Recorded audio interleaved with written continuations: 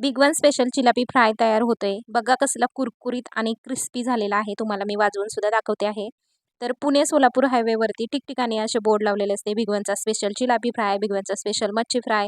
तर खूप छान आणि टेस्टी लागते। हा नदीचा मासा असल्यामुळे अजूनच जास्त टेस्ट लागते समुद्राच्या माशापेक्षा। नमस्कार, प्रतिमास किचनमध्ये तुमचं सर्वांचं स्वागत आहे। तर आता तुम्ही बघू शकता, इथं आम्ही चिलापी मच्छी आणली बिग वनचे स्पेशल, आणि ही स्वच्छ धुवून घेतलेली आहे। तर आता मी आहे ना इथं चिलापीचे जे मुंडके आहेत ते बाजूला काढून ठेवलेत हे रश्श्यासाठी, आणि इथं जे प्लेन भाग असतो ना, म्हणजे चिलापीचे जे तुकडे आहेत ते बाजूला काढलेत। तर आता त्याला सगळा माल मसाला मी लावून घेणार आहे, दाखवते मी तुम्हाला। सर्वात अगोदर आता माशांवरती मी लिंबू पिळून घेते। मी पूर्ण 1 लिंबू घेतला आहे।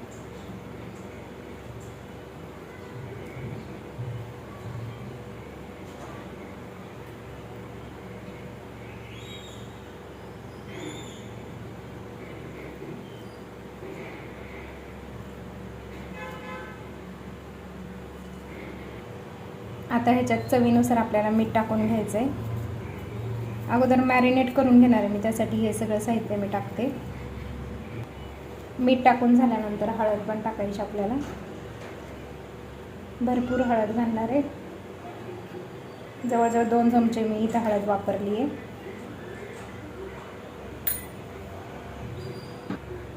आता ह्याच्यामध्ये मी कोथिंबीर, हिरवी मिरची, आलं आणि लसूण ह्याची मी पेस्ट केली आहे। आता ही सगळी पेस्ट अशी माशावरती आपण लावून घ्यायची सगळीकडून,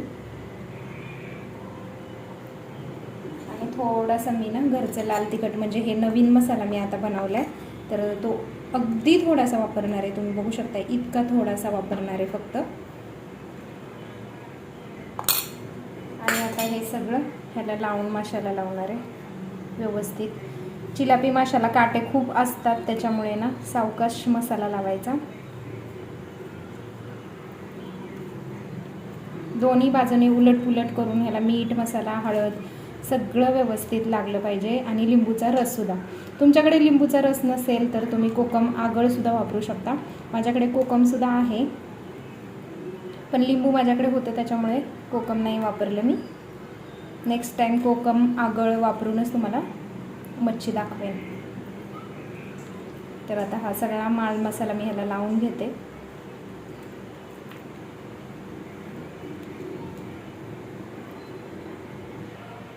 चला आता हा फिश आहे ना आपण अर्धा तास मॅरिनेट करायला ठेवूया, आणि हे मुंडके पण अर्धा तास ठेवणार आहे मी। त्याच्यानंतर तुम्हाला फ्रायची आणि रश्श्याची रेसिपी बघायला मिळेल।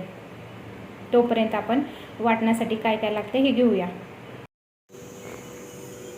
चिलापी फिश फ्राय करण्यासाठी इथं घेतलेला आहे मी तांदळाचं पीठ घेतलं आहे अर्धी वाटी, आणि इथं पाव वाटी घेतलेला आहे कॉर्नफ्लॉवर, आणि मीठ घेतलेलं आहे अर्धा चम्मच।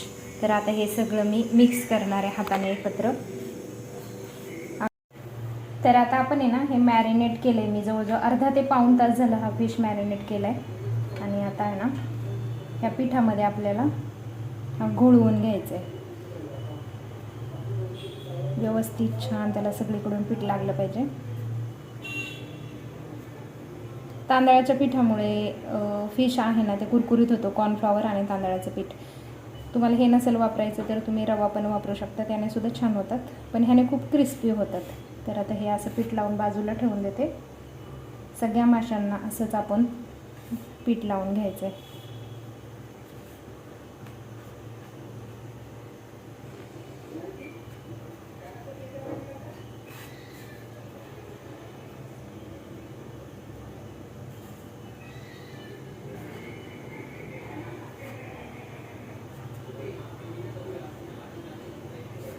सगळ्या माशांना आता मी पीठ लावून घेतले, आणि आता आपण हे तव्यावरती फ्राय करून घेणार आहोत एकदम कुरकुरीत। चला दाखवते मी तुम्हाला। तवा छान गरम झालाय, आता त्याच्यामध्ये आपण तेल टाकूया। फ्राय करण्यासाठी तेल थोडं जास्तच लागतं, जसं लागेल तसं आपण वापरणार आहे। तर आता हे पिठात बुडवलेले मासे आता ह्याच्यामध्ये मी टाकणार आहे तळण्यासाठी।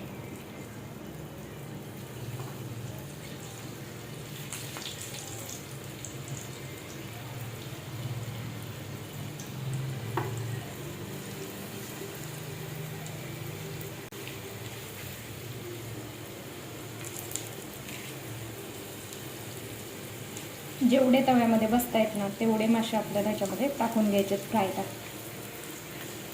तुम्ही एकदा नक्की ही रेसिपी ना ट्राय करून बघा, खरंच खूप टेस्टी लागते.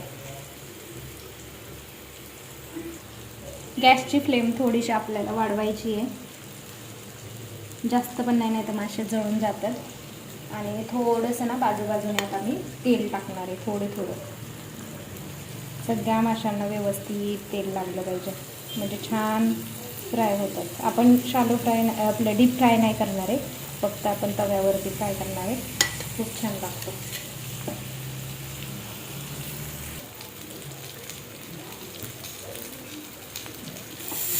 तर आता एका साईडने ना छान असे कुरकुरीत झाले, तर आता दुसऱ्या साईडला आपण पलटी मारून घेऊया, म्हणजे दुसरी साईड पण छान अशी क्रिस्पी भाजली जाईल.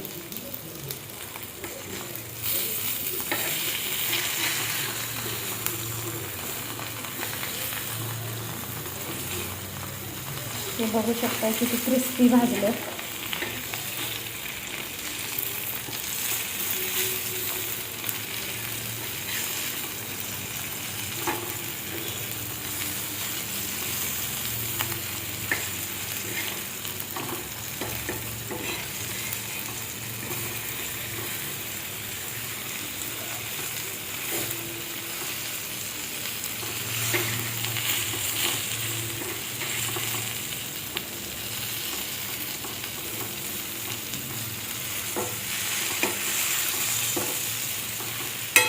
थोडंसं आता बाजूने परत आपण थोडं तेल टाकूया.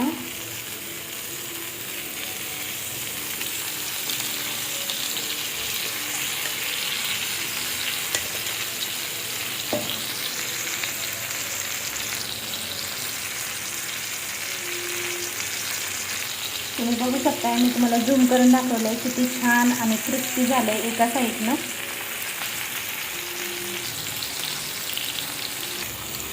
तर आपला फिश फ्राय रेडी झाला आहे दोन्ही साईडने, एकदम असं कुरकुरीत तुम्ही बघू शकता. खूप छान क्रिस्पी आणि कुरकुरीत झालं आहे, मस्त झालं आहे.